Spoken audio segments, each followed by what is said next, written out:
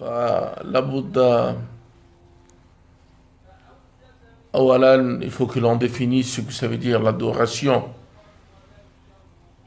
Il faut que l'on arrive d'abord à définir ce que c'est l'adoration parce que ce qui nous a emmenés ici présentement sur cette terre sainte, c'est l'adoration.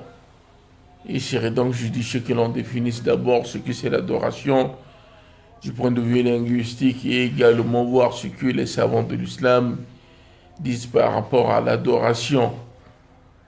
Mais d'un point de vue général, pour ne pas abuser de votre temps, parce que comprenez que nous avons beaucoup à faire aujourd'hui, Inch'Allah mes frères. Déjà dans 30 minutes, les bus doivent nous attendre pour aller à Haram. Comprenez que de façon générale, je prends la définition de l'imam Ibn Taymiyyah dans son livre Al-Ubudi quand il définit l'adoration. Il dit que al-ibadatu ismu jami' li kulli ma yuhibbu Allah wa yarda min al-aqwal wal amal zahir wa batina. À ce moment, nous sommes en droit de dire que l'adoration devient un nom général qui englobe en son sein toutes les œuvres quelles qu'elles soient. Diurnes nocturnes, mais ces œuvres à la base doivent plaire à notre Seigneur Allah. Et donc, ce que sommes venus accomplir ici, si nous voulons que cela soit considéré comme une adoration et que cela soit exaucé, agréé par Allah, il faut donc qu'il y ait deux mesures d'accompagnement par rapport à ce qu'ils sont venus faire.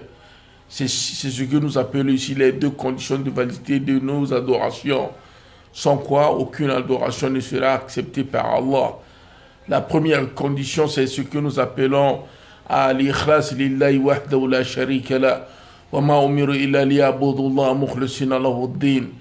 C'est en vérité que cette adoration soit vouée exclusivement pour chercher l'agrément d'Allah subhanahu wa ta'ala. Et la deuxième condition, c'est que cette adoration soit compatible en harmonie avec les enseignements que le prophète Muhammadun sallallahu alayhi wa sallam nous a légués. C'est pour cette raison qu'Allah exalté soit-il interpelle dans son livre sacré فَمَنْ كَانَ يَرْجُو لِقَاءَ رَبِّهِ فَلْيَعْمَلْ عَمَلًا صَالِحًا وَلَا يُشْرِكْ بِعِبَادَةِ رَبِّهِ أَحَدًا. Celui qui a conviction, celui qui a la sérénité, qui va rencontrer son Seigneur le jour dernier, qu'il adore Allah subhanahu wa ta'ala. Donc Allah subhanahu wa ta'ala nous ordonne dans le Coran de n'adorer que lui seul, ça c'est l'ikhlas.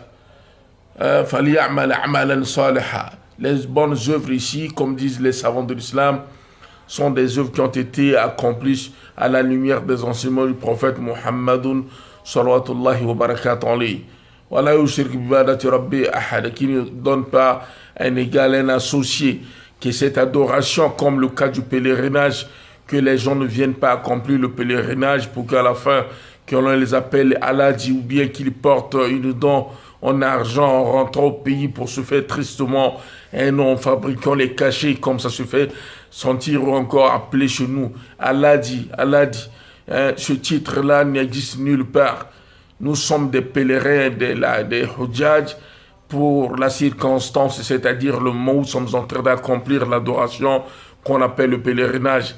Après le pèlerinage, on se détache donc de cette appellation. C'est comme celui qui, quand il accomplit la prière, il est en état de prière. C'est donc celui qui fait la prière. Est-ce qu'il va, n'est-ce pas, avoir toujours sur lui cette appellation comme le jeûneur As-Saïm, celui qui fait le jeûne pendant le mois de Ramadan. Quand le mois de Ramadan finit, il ne va pas toujours continuer à porter ce nom. Et donc, c'est également des choses que nous devons comprendre. Nous n'allons pas bousculer les gens là-bas haram, c'est-à-dire à la mosquée sacrée. Mes frères dans la foi, merci encore une fois de plus pour votre compréhension.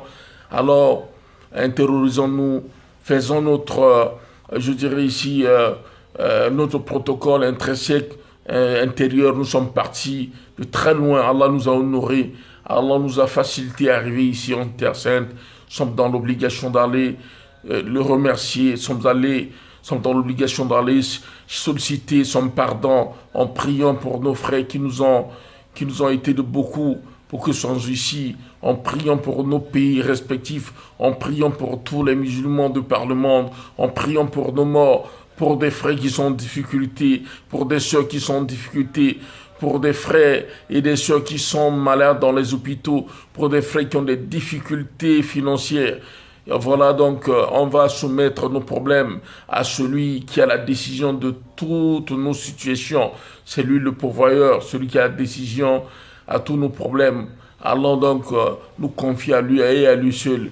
Encore une fois de plus, je vous remercie pour ces petits mots que vous m'avez honoré de passer. Je remercie donc mes frères de France, mes frères du Canada également qui font partie de la délégation, les frères du Gabon. Je vous dis barakallahu fikoum.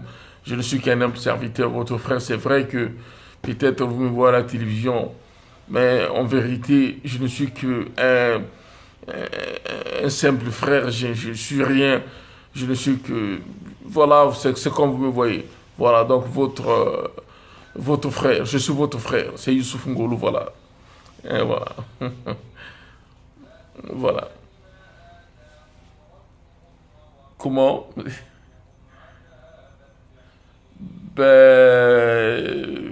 Bon, c'est pas trop important. Le plus important pour moi, ma situation, dire, bon, écoutez, doctorat, maîtrise, licence, tout.